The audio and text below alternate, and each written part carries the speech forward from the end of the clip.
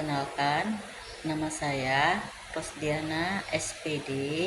Saya CGP Angkatan 11. Hari ini saya akan membuat diseminasi aksi nyata 1.4, yaitu tentang budaya positif. Di sini saya akan memaparkan apa-apa saja yang ada dalam budaya positif tersebut. Sekian, inilah pemaparan diseminasi saya. Selamat siang Bapak-Bapak di SDBGG. Pada kesempatan kali ini saudara kita itu guru yang bernama Rosdiana, itu JGP Angkatan 11 Aceh Timur, akan memaparkan kepada kita pada hari ini tentang budaya positif di lingkungan sekolah. Ya, pada pokoknya dipersilakan dengan senang. Alhamdulillah, pada kesempatan siang ini saya akan menyebarkan pemahaman dan penerapan pemahaman budaya positif. Pertama-tama yang saya hormati Ibu Bapak Dewan Guru dan Ibu Bapak Kelas. Di sini apa itu budaya positif? Budaya positif itu latar belakangnya disiplin positif merupakan unsur utama dalam terwujudnya budaya positif yang kita cita-citakan di sekolah kita. Dengan demikian, kita sebagai guru memiliki peran untuk mewujudkan budaya positif di sekolah. Budaya positif itu di sekolah yaitu nilai-nilai dan kebiasaan-kebiasaan yang ada di sekolah yang berpihak pada peserta didik, agar mereka dapat berkembang menjadi pribadi yang kritis, penuh hormat, dan tanggung jawab. Budaya positif diterapkan dengan menerapkan inti disiplin positif, membuat keyakinan kelas, serta penerapan segitiga restitusi dalam menangani suatu permasalahan. Tujuannya, adapun tujuan aksi nyata yang saya lakukan hari ini adalah yang pertama, membiasakan peserta didik untuk menerapkan budaya positif melalui keyakinan kelas sehingga menjadi karakter positif dan memiliki budi pekerti yang baik. Yang kedua, di kelas memiliki keyakinan kelas yang merupakan hasil kesepakatan bersama. Itu nanti kita buat kesepakatan kelas, yaitu atau keyakinan kelas, kesepakatan kelas itu sama organisasi ya. Peserta didik bersama guru mencari solusi dalam menyelesaikan permasalahannya dengan menggunakan tahapan segitiga restitusi. Oke. Seorang guru yang baik harus memiliki kemampuan dalam mewujudkan budaya positif di sekolah. Budaya positif tersebut dapat dijalankan dengan menerapkan konsep-konsep seperti berikut ini. Nah, yang pertama, perubahan paradigma belajar. Yang kedua, disiplin positif. Yang ketiga, nilai-nilai kebajikan. Yang keempat, kebutuhan dasar manusia. Yang kelima, motivasi perilaku manusia. Keenam, posisi kontrol seorang guru. Ketujuh, keyakinan kelas. Dan yang terakhir, segitiga restitusi. Nah, kalau menurut saya, apa yang ada di benak Bapak Ibu tentang budaya positif ini? Maksudnya apa yang terpikir oleh Ibu tentang budaya positif ini, Bapak Ibu? Ada yang kasih solusi atau pendapat? Kira-kira? Boleh saya ada. Ya. Perkenalkan. Menurut saya budaya positif itu budaya yang berpihak kepada peserta didik yang sering kita lakukan. Misalnya kayak seperti membaca Yasin. Membaca Yasin setiap hari Jumatnya. Ya. Udah gitu kayak mengadakan gotong royong setiap hari Sabtu. Sekolah bersih ya, kayak sekolah bersih gitu. dan yang lain lagi. Terima kasih Bu Marina. Ada lagi Bapak Ibu? Gimana Bu Mandari Rama? Oke. Kalau nggak ada kita lanjut. Nah, pembelajaran ini yang pertama penjelasan pertama itu pembelajaran dengan paradigma baru.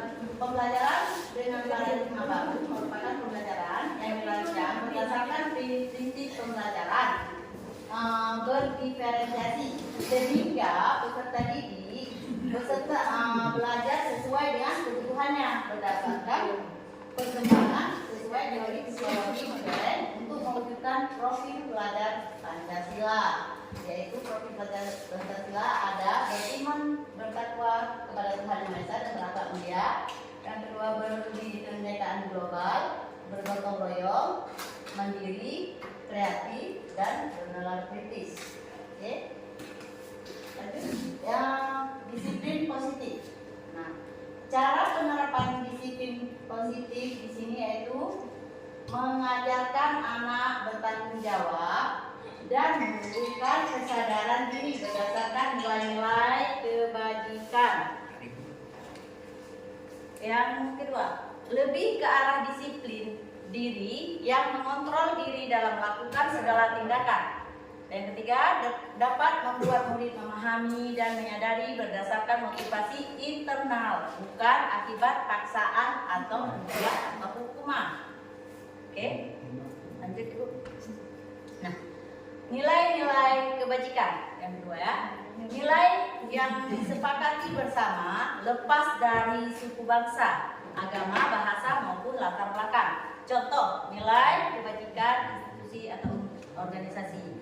Yang pertama, contoh pertama yaitu profil pelajar Pancasila, yaitu beriman dan bertakwa pada Tuhan Yang Maha Esa dan berakhlak mulia, berkebinekaan global, gotong royong, mandiri, kreatif, dan bernalar kritis. Itu nilai kebajikan yang ada di profil pelajar Pancasila.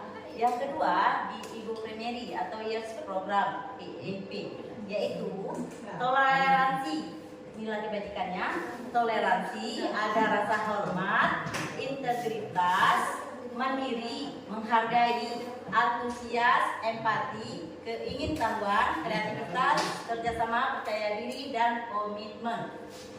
Dan ada yang ketiga, keterampilan hidup atau life skill, yaitu dapat dipercaya, lurus hati, pendengar yang aktif, tidak merendahkan orang lain, dan memberikan yang terbaik sedikit pada dirinya. Oke. Kebutuhan dasar manusia. Nah, di sini sebagai manusia kita pasti ada kebutuhan dasar. Di antaranya itu kebutuhan dasar apa itu kebutuhan dasar manusia? Kebutuhan dasar manusia adalah sesuatu yang kita lakukan untuk mendapatkan apa yang kita inginkan. Seluruh tindakan yang kita lakukan memiliki tujuan tertentu dan semua usaha terbaik yang kita lakukan adalah dalam rangka agar kebutuhan dasar kita terpenuhi dengan baik. Nah, ini dia ada 5 kebutuhan dasar manusia. Yang pertama, kebutuhan dasar untuk bertahan hidup.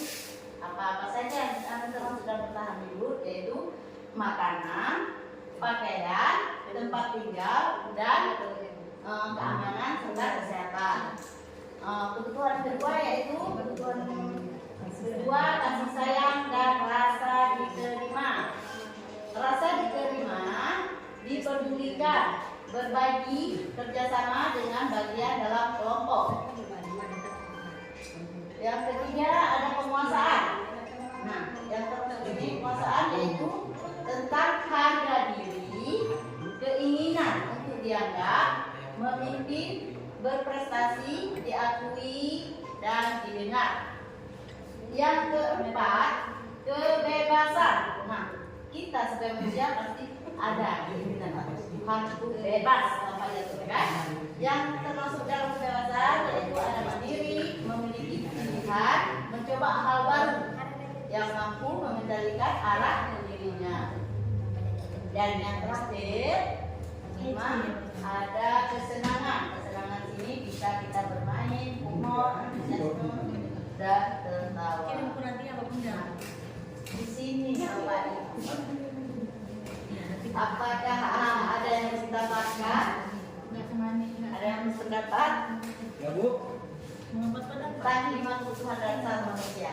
Ada apa? Ada yang mau ditanyakan atau ada pendapat dari Bapak Ibu? Sepertinya sudah jelas Ibu. Oke, terima kasih Mbak. Sekarang motivasi perilaku manusia. Guru harus memahami motivasi perilaku manusia yang berkaitan dengan hukuman dan penghargaan. Terdapat 3 motivasi perilaku manusia, di antaranya yaitu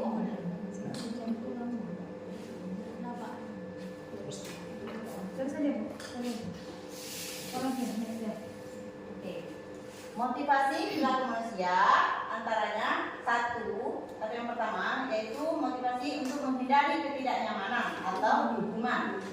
Yang kedua untuk mendapatkan imbalan dan penghargaan dari orang lain. Yang ketiga untuk menjadikan orang yang mereka inginkan dan menghargai diri sendiri dengan nilai-nilai yang mereka percaya.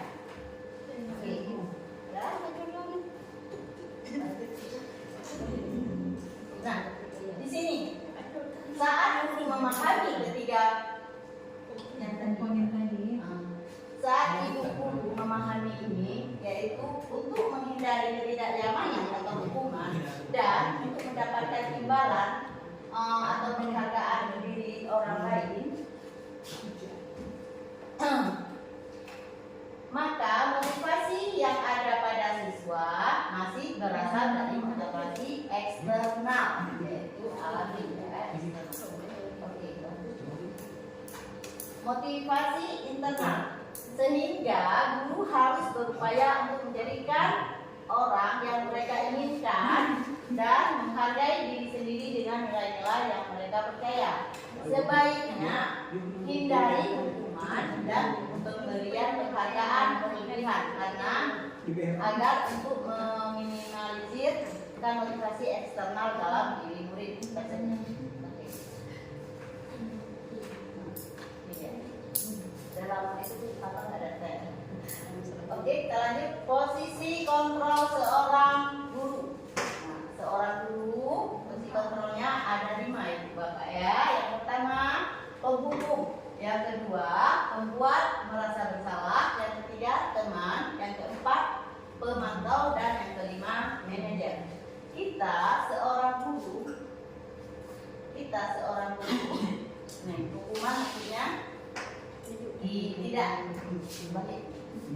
terencanakan atau kok bisa ya. Oke, motivasinya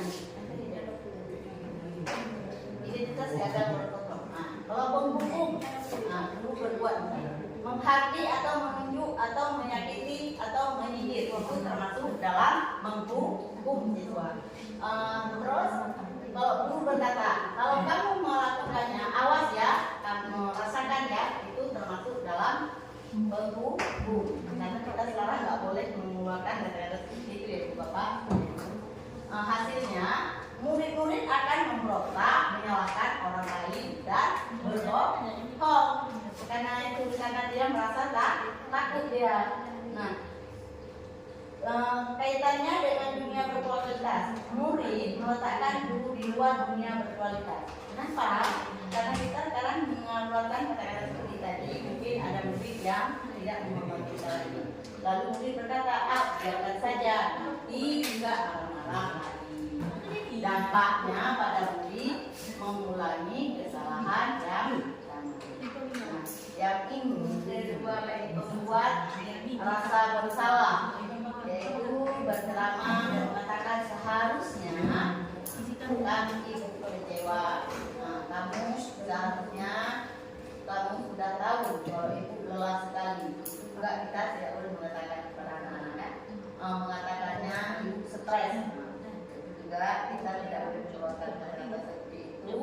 Terus membunyikan, menyangkal, berbohong. Murid meletakkan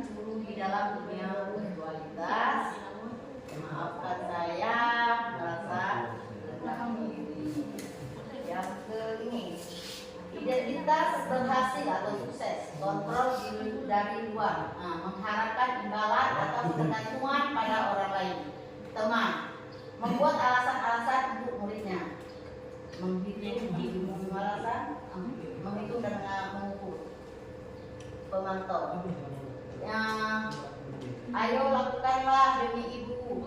Kita ini kata-kata kita minta tolong kepada si anak. Kita ibaratkan kita sebagai teman siswa tersebut. Jadi kita bisa ayo lakukan demi ibu. Nah, itu masuk ke teman. Masa kamu tidak mau ingat tidak pernah dari ibu bagi kamu. Nah, itu kan juga tergantungan ibunya. Nah, kalau pemantau apa peraturannya, menyesuaikan diri, diawasi murid, meletakkan guru, peraturan dan hukum di dunia berkualitas, berapa banyak bintang yang saya dapatkan, peroleh berapa halaman yang harus saya tulis. Oke, kita seorang guru dituntut sebisa mungkin kita sebagai manajer. Nah, di sini menghargai diri sendiri. Mengajukan pertanyaan-pertanyaan apa yang kita yakin, apa yang bisa kita kerjakan untuk memperbaiki masalah ini, menguatkan pribadi, murid meletakkan dirinya sebagai individu yang positif dalam dunia berkualitas. Bagaimana cara saya bisa memperbaiki keadaan ini? Mengevaluasi diri bagaimana caranya. Oke, lanjut. Nah, ini dia. Kita sebagai guru harus berada pada posisi kontrol seorang guru, yaitu manajer. Guru berbuat sesuatu bersama murid, mempersilahkan murid mempertanggungjawabkan perilakunya dan mendukung murid agar dapat menemukan solusi atas permasalahannya sendiri. Posisi manajer mengacu pada restriksi yang dapat menjadikan murid sebagai manajer bagi dirinya sendiri sehingga tercipta identitas positif dan berhasil pada diri murid. Nah, sekarang yang keyakinan sekolah atau kelas. Nah, kita di dalam kelas harus membuat keyakinan kelas atau kesepakatan kelas. Kita bersama murid atau siswa menetapkan keyakinan kelas ini. Keyakinan kelas itu guru berperan dalam mewujudkan terbentuknya keyakinan sekolah kelas dengan adanya kesepakatan antara guru dan murid. Keyakinan sekolah atau kelas berupa pernyataan universal yang mudah dipahami dan harus diterapkan dalam lingkungan sekolah. Di sini Bapak Ibu, apa ada pertanyaan atau ukuran kelas? Contohnya Ibu, contohnya membuat keyakinan kelas itu misalnya membuat keyakinan kelas itu contohnya misalnya kita membuat kesepakatan dengan siswa, misalnya keyakinan kelas apa atau kesepakatan kelas datang tepat waktu, misalnya itu termasuk dalam keyakinan kelas atau kesepakatan kelas. Ada contohnya. Nah, ini dia. Misalnya keyakinan kelas ini ya. Nah, ini keyakinan kelas ini contohnya ya. Bekerja sama menjaga kebersihan kelas. Itu contohnya. Menjaga dan meletakkan barang sesuai tempatnya. Itu termasuk keyakinan kelas atau kesepakatan kelas. Yang ini mengerjakan tugas tepat waktu. Yang ketiga, empat saling peduli, menghargai dan membantu sama lain. Yang keempat, tepat waktu dan aktif di kelas. Itu contoh yang di ini ya, misalnya contoh keyakinan di kelas 6. Ini bentuk keyakinan kelasnya. Setiap anggota kelas belajar senang melakukan tugas, saling menghargai, merasa aman, lalu bersikap positif, senantiasa menjadi diri sendiri yang terbaik, percaya dan menghormati orang serta barang milik orang, berkomitmen terhadap setiap tugas, senantiasa membantu, yang hormat. Kami meyakini bahwa sangat penting untuk menghormati semua orang dan barang milik orang lain bekerja. Kami meyakini bahwa sangat penting untuk mengerjakan segala sesuatu pekerjaan dengan mengikuti kegiatan yang telah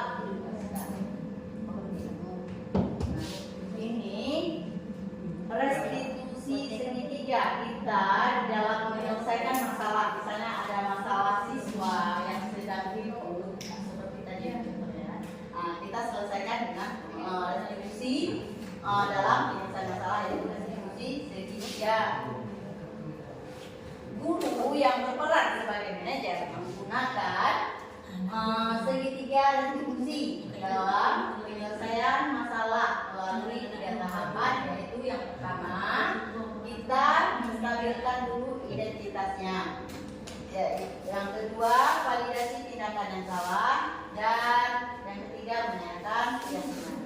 Tujuannya adalah untuk menghasilkan murid yang mandiri dan bertanggung jawab. Oke. Ini praktik segitiga restitusi. Restitusi adalah proses menciptakan bagi murid untuk memperbaiki kesalahan mereka sehingga mereka bisa kembali pada kelompok dengan karakter yang lebih kuat. Restitusi bukan untuk menebus kesalahan, tetapi restitusi adalah sebuah tawaran dan bukan paksaan. Restitusi fokus pada solusi. Oke.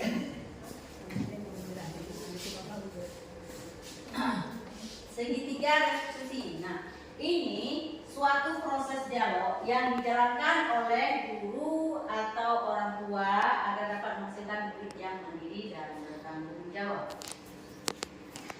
Ini contoh segitiga restitusi. Yang pertama kita menstabilkan identitasnya, dan yang kedua validasi tindakan yang salah, yang ketiga yaitu menanyakan keyakinan. Nah, keyakinan itu maksudnya yang kita buat di kelas ya, keyakinan kelas. Apakah kalau anak kelas itu apakah sudah sesuai dengan keyakinan yang ada di kelas? Oke, Ibu, di sini ada yang mau tanya. Oke, berdasarkan menstabilkan identitas.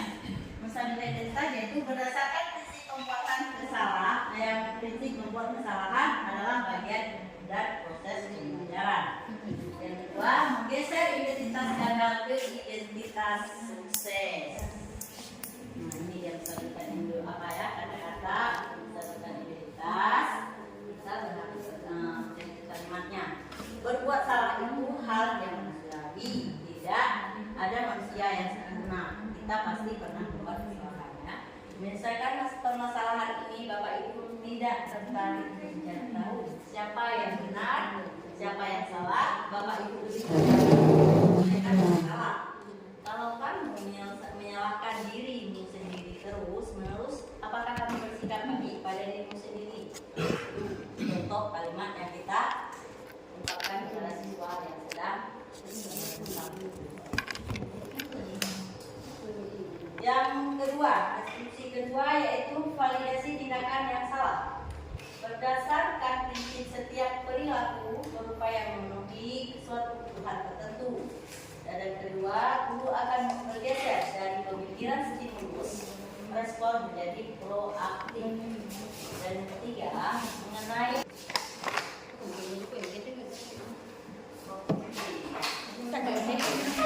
Oke, Ibu Bapak, validasi tindakan yang salah. Nah, di validasi tindakan salah itu yaitu ada termasuk dalam validasi tindakan salah ada satu, berdasarkan prinsip setiap perilaku berupaya memenuhi suatu kebutuhan tertentu.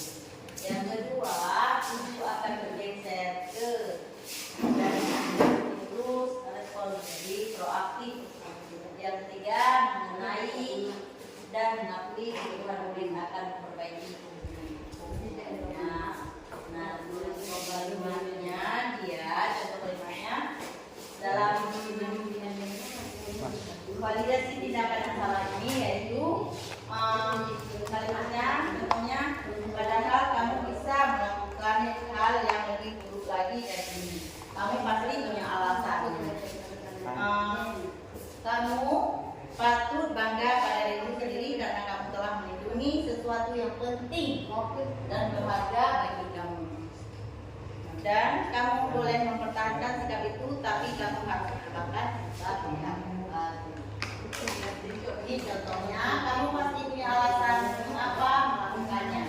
Apa yang penting bagi kamu? Yang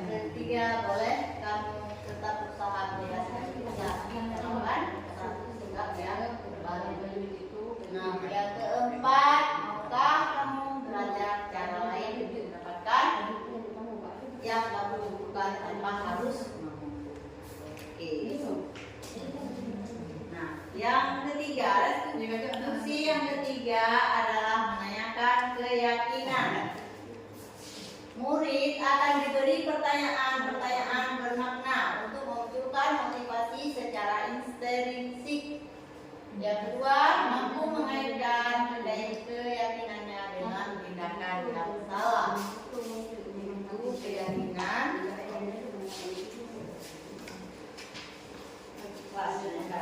Teori kontrol yang menyatakan keyakinan bahwa kita pada dasarnya termotivasi secara internal, kayak sukses telah tercapai melakukan langkah, yaitu tingkah laku yang salah telah divalidasi. Yang kedua tadi ya, maka anak akan siap untuk dihubungkan dengan nilai-nilai yang dia percaya dan bertindak menjadi orang yang dia inginkan. Pertanyaan-pertanyaan di bawah yang terdapat menghubungkan dalam keyakinan kelas, yaitu apa nilai yang kita percaya di sekolah kita, nilai-nilai apa yang telah kita sepakati di kelas yang ideal itu seperti apa sih? Kamu ingin jadi anak seperti apa yang kamu rasakan ketika kamu melakukan itu? Kamu menjadi lebih seperti apa?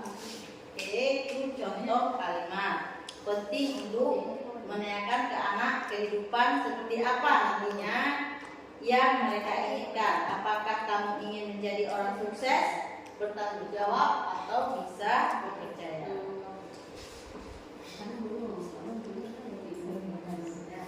Oke, terima kasih. Hanya sampai di sini pemaparan saya. Lebih kurang saya minta maaf. Assalamualaikum warahmatullahi wabarakatuh. Juga panjang kan ya. Bapak. Oke, terima kasih saya ucapkan kepada Bu Rosdiana STMDG adalah memaparkan tentang budaya positif yang harus kita terapkan di sekolah. Bagaimana kata caranya? Mudah-mudahan para guru bisa mengaplikasikannya di sekolah. Bagaimana guru-guru, ibu-ibu bapak, apakah sudah paham? Sudah. Sudah ya? Terima kasih. Berarti alhamdulillah untuk hari ini Bu Rosdiana memaparkan tentang budaya positif di sekolah termasuk sukses ya. Terima kasih Bu Rosdiana ya. Oke, dengan berakhirnya paparan tadi oleh Bu Rosdiana, maka berakhir pula acara kita pada siang hari ini dalam menentukan budaya positif di sekolah.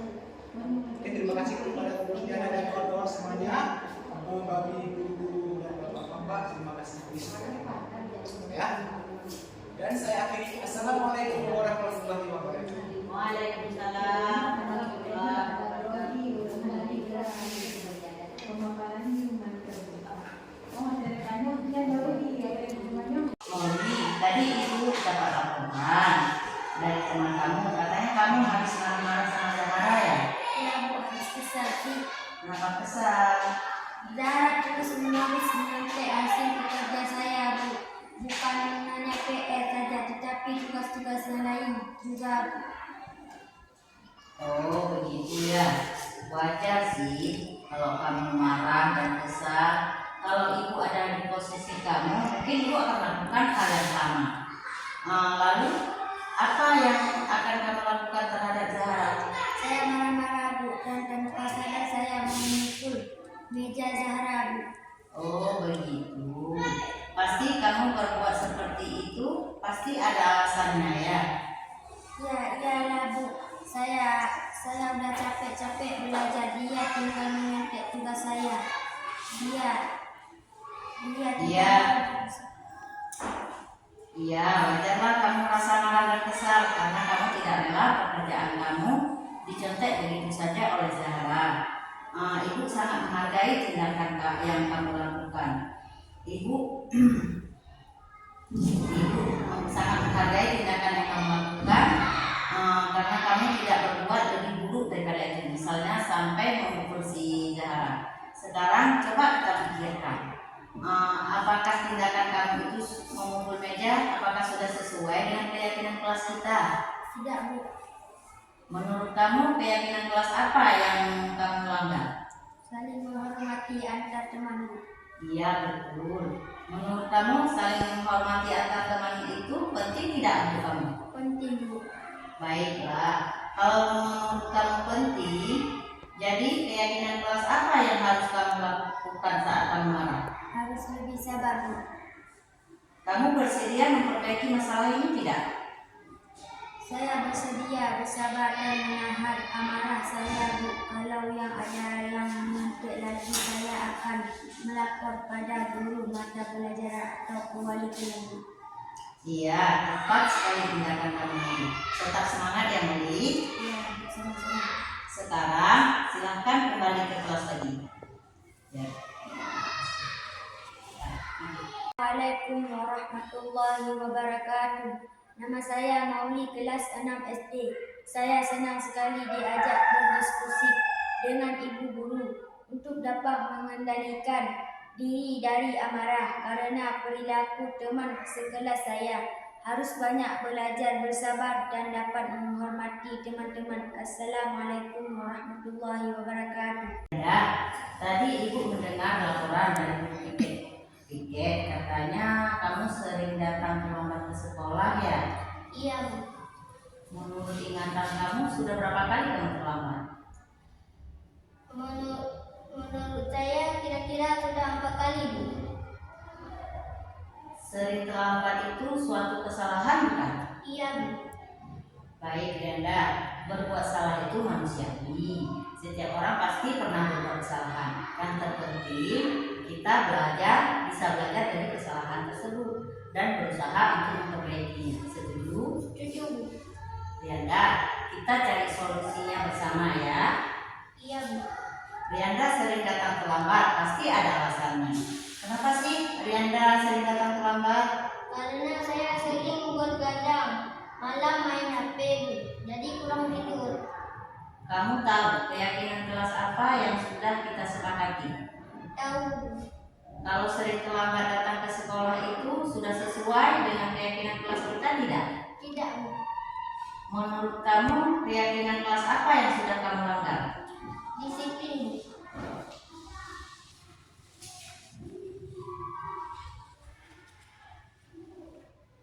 Oke.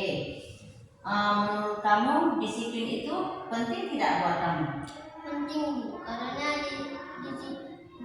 bisa membuat saya datang. Assalamualaikum warahmatullahi wabarakatuh. Nama saya Rianda, kelas 6 SD.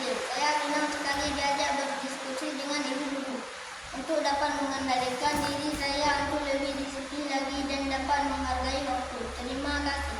Assalamualaikum warahmatullahi wabarakatuh. Assalamualaikum warahmatullahi wabarakatuh. Nama saya Cut Ratna Dewi.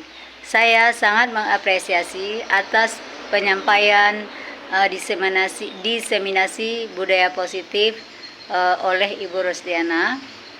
Semoga apa yang disampaikan ini bisa diterapkan di sekolah dan di kelas, juga di lingkungan masyarakat. Dengan harapan kita dapat menciptakan generasi-generasi yang cerdas, berakhlak, dan bertanggung jawab. Demikian, Assalamualaikum warahmatullahi wabarakatuh. Assalamualaikum warahmatullahi wabarakatuh.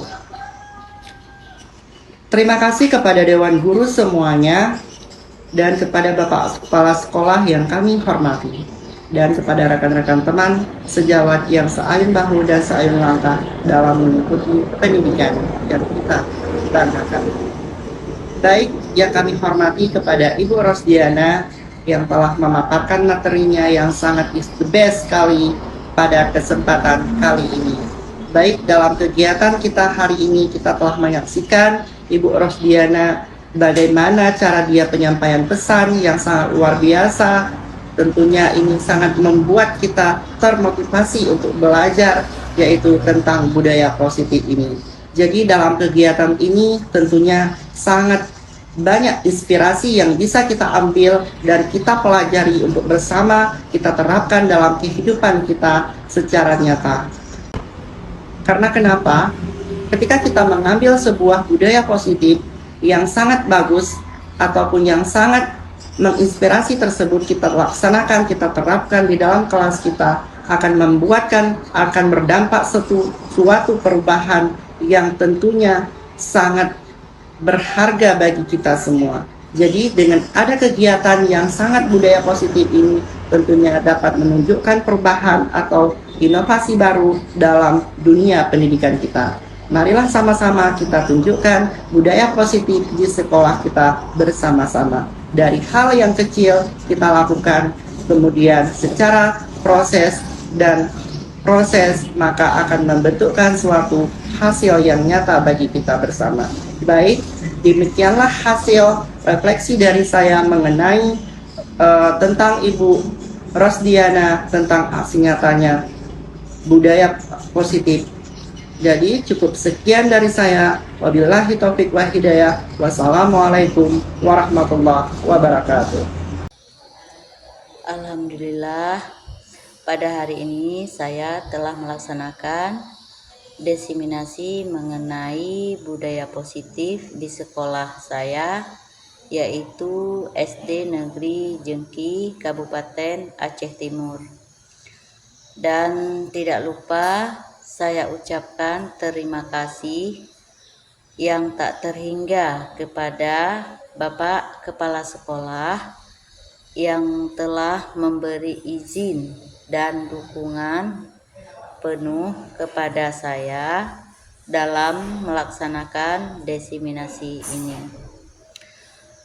Dan tidak lupa juga saya ucapkan terima kasih kepada Bapak Ibu Dewan Guru yang telah mendukung saya dalam menyampaikan penerapan budaya positif ini. Semoga kedepannya nanti kita dapat menerapkan budaya positif ini, terutama dalam kelas kita, di lingkungan sekolah dan di lingkungan masyarakat. Hanya ini yang dapat saya sampaikan. Lebih dan kurangnya saya mohon maaf dan saya akhiri. Wassalamualaikum warahmatullahi wabarakatuh. Salam guru penggerak, tergerak, bergerak, dan menggerakkan. Terima kasih.